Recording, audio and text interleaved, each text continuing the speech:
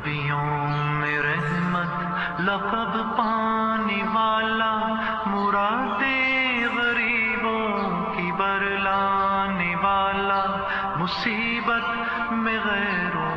کے کام آنے والا، وہ اپنے پرائے کا غم کھانے والا،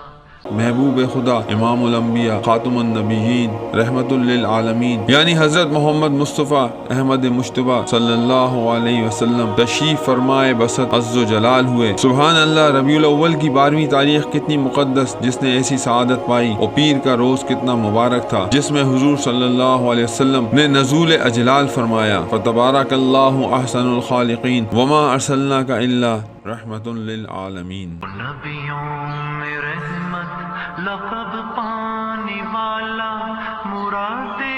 غریبوں کی برلانے والا،